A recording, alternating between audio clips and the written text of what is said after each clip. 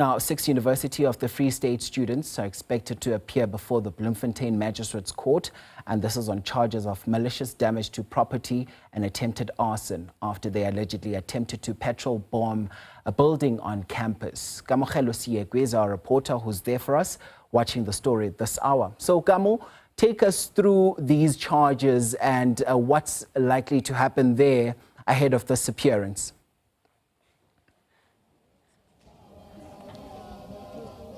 Well, the 6 students are actually expected to appear in court. We saw earlier their lawyer arriving and speaking to some of the students that are gathered here outside. 4 of the students stay on campus, and because of that, of the incident that happened on Friday night, they will not be allowed to be on campus. So the lawyer was here just to make the students understand that he needs to have addresses for the 4 students, because if they don't have addresses, then they will not be likely to get bail, because one of the bail conditions is that a person has to have an address where they will be found when they are on bail. But at this point, we are here outside with the students. So just to take the viewers back to what exactly happened, as we understand it, is that the 6 students were actually caught on Friday night.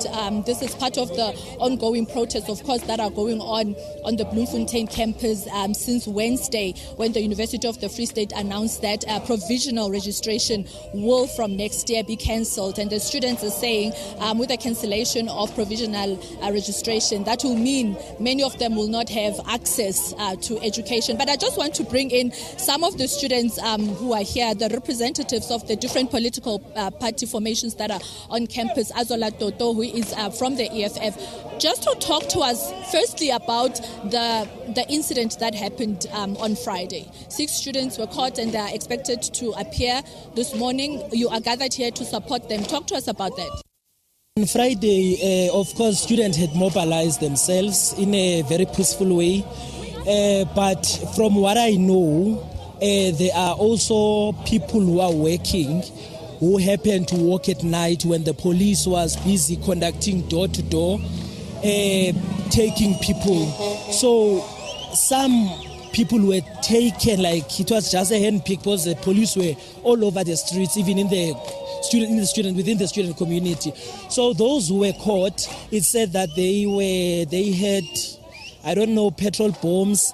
They wanted to commit an arson. It's not true, because in the history of the University of the Free State, you can go check, there has never been an arson amongst all the problems that we've always had. So there's 6 students who are going to appear in court as in now. Yes. So there's that lie that they were caught with arson material. Yeah. But they were arrested and they're appearing in court. And obviously, one of the charges that they're facing is malicious damage to property and attempted arson. What do you say about those charges? There's no such charges. You go to the university now. The university is intact. There's nothing vandalized. It's not there. So now, when it's a public violence and malicious damage to property, what are we talking about? Because there's no such a thing. You can go there. There's nothing. If the university would invite you and allow you to enter, access the campus, and they show you where students have vandalized, you will not see it. There's no such a thing. Thank you so much, Azola. I'm just going to also take in the SASCO chairperson at the Bloemfontein campus. Just talk to us about these ongoing protests. Students went on protest since Wednesday, last week, when the university announced that provisional registration will be cancelled. And of course, as students, you are saying that you are not taking that from the university. You know, there's been a shutdown today. Talk to us about that shutdown. Firstly, we need to identify and clarify one thing. These protests have always been peaceful. There's never been an intention to be violent, and the students were never violent in any way. The reaction of the university, rather the institution, is being over sensational, basically, because now the students have always been peaceful, and they've been deliberately asking for the management to engage with them, give them answers, because last week we drafted a memorandum of demands. Now that rises now from us to say that we want provisional registration to occur, understanding that we come from different backgrounds, and some of us, we come from marginalized backgrounds, and we don't afford, basically we will never afford registration at the beginning of the year, basically. So this is to say that NSFAS clears most or allocates most of the students later than the registration period. That would mean that now, if you did not register during the registration period, now you are having to be compromised the whole year. That now is the direct fight against the marginalized poor students, because now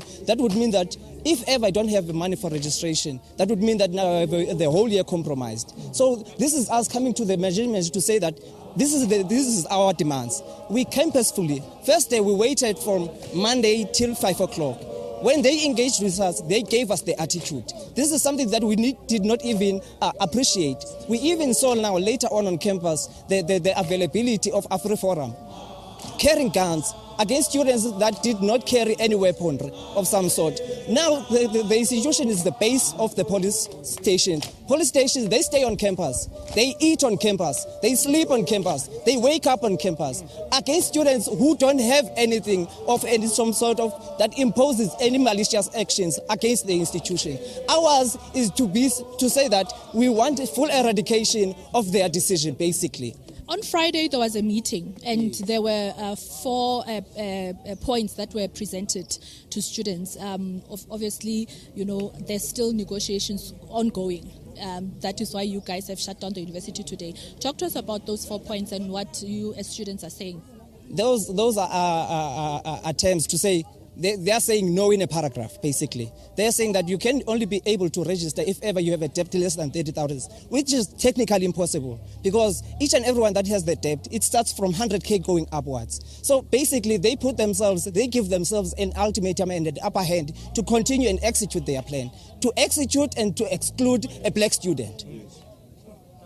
I'm just going to also bring in, thank you so much for your time. I'm just going to bring in the MK, also just to talk to us about these 4 points. The university is saying that if you owe 30,000 and less, you can register for free. There's different terms that they're putting on the table for you as students.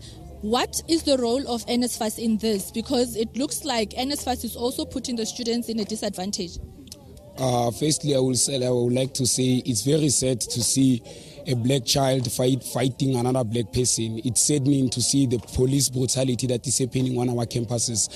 To get to your question, NSFAS, it is not really implicated in this matter, because now we've had provincial registrations before outside NSFAS, and then we've been able to help the black disadvantaged child in these tough times. Now, with the university being a racist and a pro-apartheid university, they are only trying its best to do away with the black majority in an ink. Basically, what they are doing, they are kicking us out, but in an ink, it's written like policies to say we want this and we want that. They want to silence us, but they will never silence us, because now the ideologies of Steve Biko himself still lives within us. Like he said, it's your time, a black child. You should emancipate yourself. There's nobody else who's going to come out there. There's no white minority who's going to come out there and emancipate you. It's within you, a black child, to emancipate your mind and yourself. Thank you so much for your time.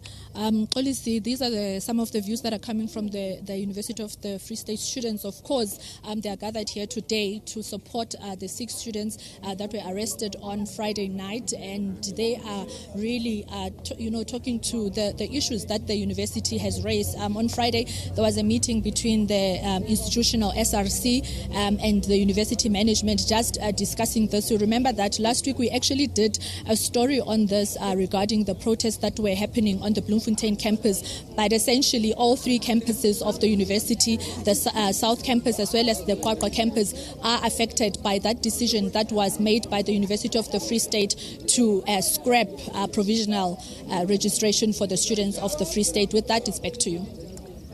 Kamogelo Seekoei is our reporter watching developments on that story. Thanks so much for that update.